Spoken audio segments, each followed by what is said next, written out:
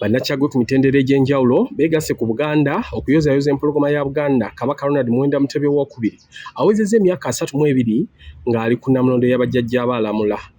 Bano bavudde mu bisaawo okuli eky'ebyenjigiriza, ebyobulamu, ssaako eddiini nga balaze ebirungi Kabaka by'akoledde Obuganda okusitula ensi ku mitendera egyo gyonna. Lydia Lukwago Kagoya, omukulu w'essomero lya St. Bali ku Ddembe SS Kisoga, anokoddeyo ebimu ku bikulu ebituukiddwako mu kisaawe eky'ebyenjigiriza myaka 32 egya Kabaka wa Buganda Ronald Muwenda Mutebi II. Twagala okwebaza Kabaka waffe nti bintu bingi nnyo mu myaka 32 betutuukiddwako mu kisaawe ekyenjigiriza ye nga Kabaka byatukoledde.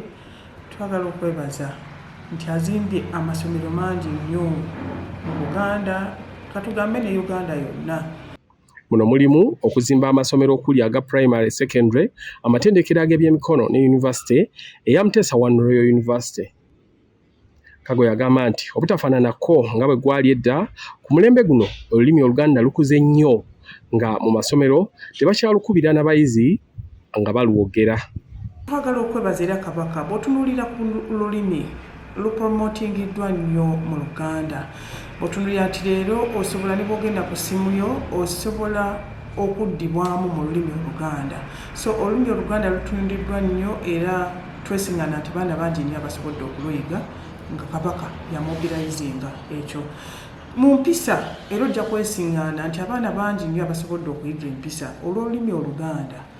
Ate ng'ekyo kyonna kikeereddwamu oba kisindikiddwa nnyo olwa Kabaka waffe ono.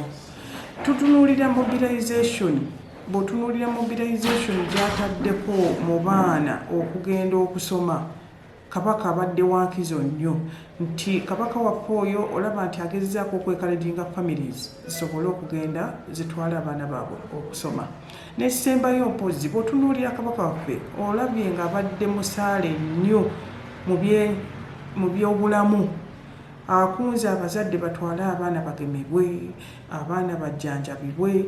Kati ate omwana tusobola musomesa nga mulwadde. So Kabaka bw'aba akunze abaana bagende bajjanjabibwe, osanga nti naffe bwe tunaba tubasomesa tujja kusomesa abaana abalamu. Ku ssomero lyerimu ssentebe w'ekibiina ky'Abaganda Nkobazambogo Students Association Bankosa William Kiza alaze ate bo ng'abavubuka bye batuuseeko omuli okubawa omukisa okwenyigira mu bukulembeze, okuweebwa basale eri abayizi abatalina mwasirizi nga bayita mu nsawo ya Kabaka Education Fund n'ebirala. Ekibiina kya Nkobazambogo awamu n'essomero tuyozaayoza baffe okutuuka ku matikkira g'emyaka 32 era nga ffe abavubuka tuli beesimbu nnyo era tuli basanyu nnyo nga baffe ng'atuuka ku matikkira gano. Ng'ekibiina awamu n'essomero twagala okwebaza Kabaka byatukoledde. Ffe abavubuka mu Nkobazambogo tusobodde ofuna basale nga tusoma olw'okuba nti Kabaka yatuteerawo basale ku masaza gye tubeera. Ffe abavubuka ba Nkobazambogo tusobodde okumanya engeri y'okwekuumamu naddala nga twenyigira mu nteekateeka z'Obwakabaka ng'emisinde gy'okulwanyisa akawuka ka siriimu.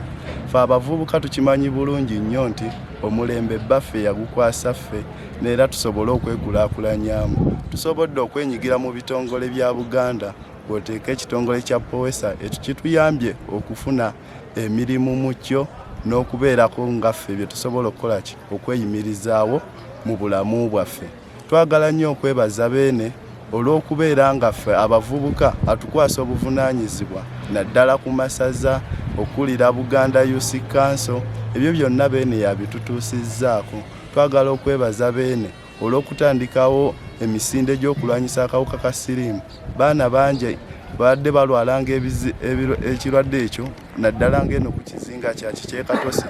N'olwo emisinde egyo okuva egyatandika akawuka ako kalwanyisiddwa nnyo era twagala okwebaza beene olw'okuteekawo amalwaliro n'okulwanyisa enguzi mu bukulembeze.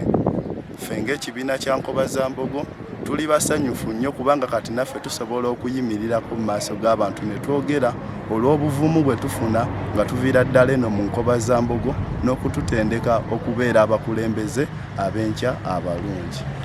Mu byobulamu, Dr. Henry Mukalazi omutandisi w'eddwaliro lya Herona Hospital erisangibwa ekisoga mu Kyenjo Kisoga Town Council ategeezezza nti Kabaka ng'ali mu kulambula abantu be mu ssaza ly'e Kyaggwe mu mwaka gwa 2018 yaggulawo obujjanjabi obw'amaaso mu ddwaliro lino ng'era bwe lituukidde olwaleero ng'abantu abasoba mu 700 okuva mu bitundu by'eggwanga eby'enjawulo be balongooseddwa amaaso ag'ensenke. Emyaka 7 egiyise twafuna omukisa Ssaabasajja Kabaka n'aggulawo kliniki yaffe ey'amaaso. Okuva Ssaabasajja bwe yatuggulawo kliniki yaffe twatandika omulimu gw'okulongoosa abantu amaaso. Obujjanjabi obwo bwa bwereere ng'amaanyi twagassa ku bulwadde obw'ensenke. Ffenna tukimanyi nti bwe tugenda tukula myaka amaaso kikulu nnyo gye tuli. Osanga ng'omuntu tasobola kulaba, tasobola kusala kkubo, tasobola kutunga. So abantu abawera 700 balongooseddwa okuva Kabaka bwe yasiima n'aggulawo kliniki yaffe ey'amaaso. Ekyo nno ng'ekitundu tukyeyimirizaamu olw'ensonga nti olwali tufuna abantu abava e Kasese, abava e Bundibujjo, abava mu ggwanga lyonna nga bajja okubalongoosa amaaso. So Ssaabasajja Kabaka tumwebaza era ensisira nnyingi ze twetabyemu nga olwa tubeere balamu olwadde wankuluko emyezi egiyise twafuna abalwadde bangi ddala abalina amaaso ag'ensenke era nga tubajjanjabye era nga tukyabalongoosa. Dr. Mukalazi era ayogedde nti obujjanjabi buno obw'okulongoosa amaaso ag'ensenke bukyagenda mu maaso mu ddwaliro lino ne mu kiseera kino.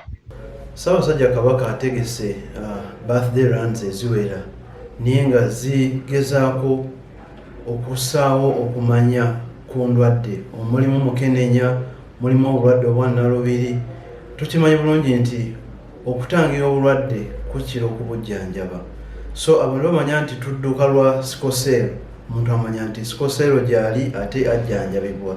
Ssente nnyingi ezisondeddwa ezizzeeyo ne ziyamba abantu.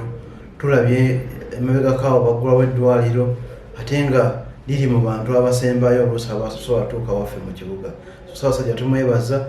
Birthday runs ennyingi ezaakoze ezitegekeddwa ziyambye nnyo abantu olw'okuba nti ebyobulamu bitumbulwa.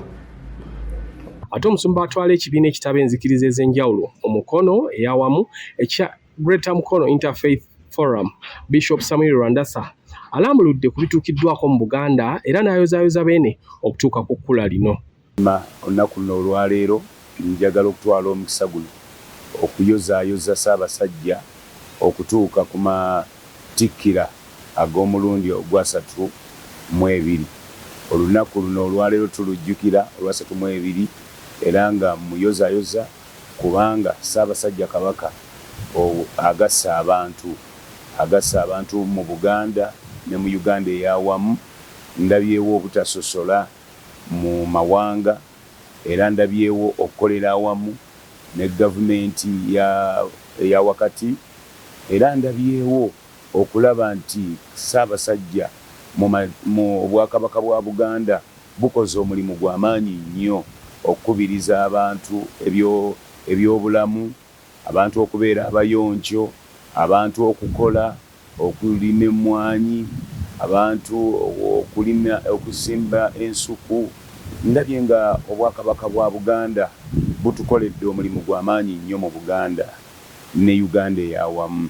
N'obujjanjabi, endwadde ya Nalubiri, ndabyewo enkulaakulana ey'ekika ekya waggulu nnyo, Obwakabaka nga bukubiriza abantu okwekuuma obulwadde bwa siriimu.